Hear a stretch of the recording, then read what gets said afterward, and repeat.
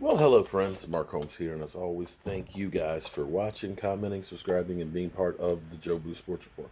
Without you guys, this literally does not work. Okay, so Drew Brees has said he's coming back for one more year. Drew Brees, who, it's either going to be, I'm going to be playing for New Orleans or I'm going to retire. He's not going to ever hit free agency, and it's just a matter of, am I going to do it? Do I still have that desire and things? And you look at New Orleans and say, yeah, of course we want that guy back. Now, Teddy Bridgewater, because of what he's going to demand price wise and the demand out there for him, where they're saying that he could be getting paid $30 million or somewhere in that range, I'll believe it when I see it. But then again, it wouldn't surprise me because that's kind of the going rate. When you think about the Colts who paid Jacoby Brissett, $27 million for last year, you got to understand that the bottom has truly come up on quarterbacks. So somebody will be more than happy to pay Teddy Bridgewater, and he's a good quarterback. Just had that traumatic knee injury some years back. Um, Tyson Hill. The interesting thing is this guy is getting a lot of interest, and of course, you hear New Orleans talk about, Drew Brees is going to mentor this guy. We believe that he is going to be a great quarterback to take over the reins. And I'm kind of wondering because nobody really wants to put out there exactly what they're doing. A lot of times, things like this are ploys to try and pump up a guy's value. We're all talking about how good this guy is, and what has he had? Like 9 passes in his career? So it may be that New Orleans is looking at this saying, maybe we can do like a Jimmy Garoppolo type of a deal. So, trade him to somebody, get some picks back, and try and make, one last run here with Drew Brees, and then look at maybe starting over. But the one that really I keep scratching my head to because what they tell us as Dallas Cowboys is the Cowboys need to get rid of Dak Prescott because he is not the guy that can lead them. That you sign a Teddy Bridgewater and save some money, or you get Derek Carr and you put him in there, he'll be a step back, but you can win with that guy. That's what they tell you in one regard, right? But then we're told that Tom Brady is the guy to elevate teams and to win and get you over the top. And I just don't understand this because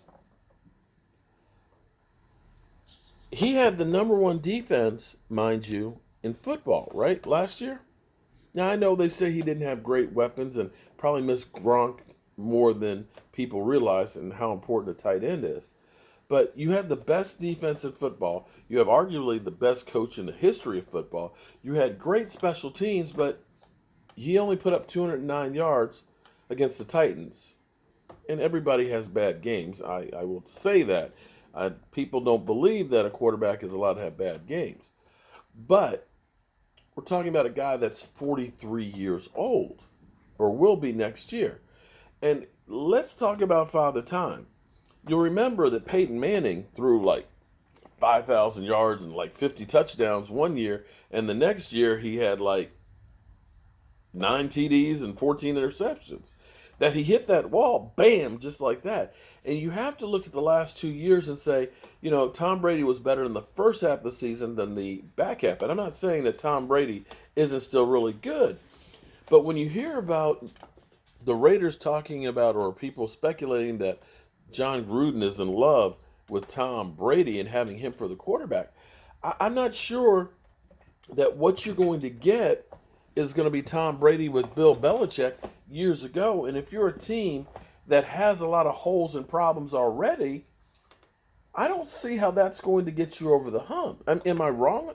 Can somebody explain it? I just don't understand how that is. Because again, they didn't need any help on the defense. They didn't need any help on the special teams.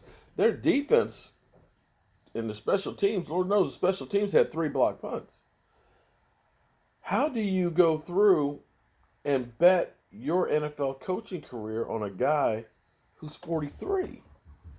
And I think that maybe some of the stuff is kind of put out there to help benefit Tom Brady to get the better deal in New England. Because here's my thing. For Tom Brady to leave New England, where you've got the best coach, great defense, and everything else in a system you've been in for 20 years.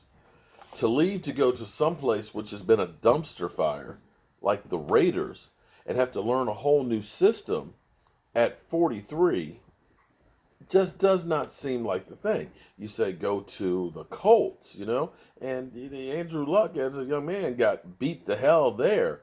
How are you going to elevate that team beyond where they were?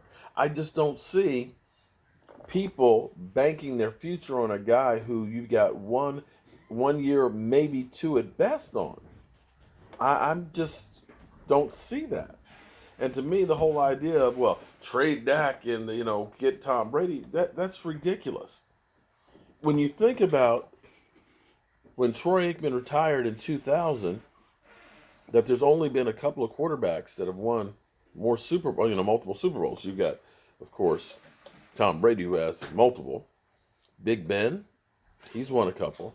Eli won a couple. And Peyton Manning. Other than that, everybody else is like one Super Bowl win and done.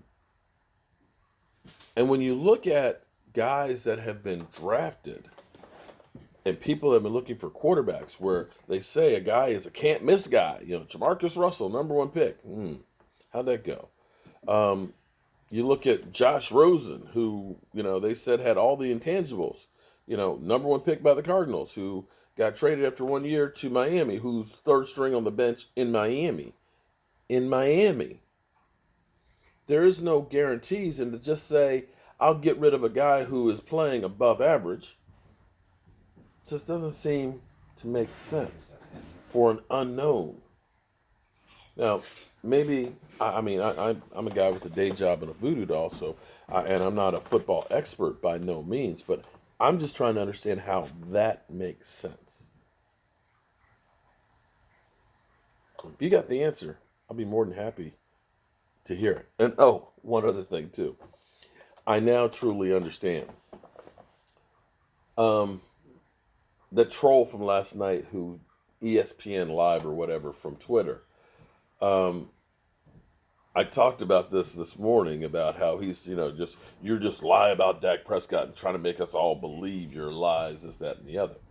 The fact that somebody went through and said,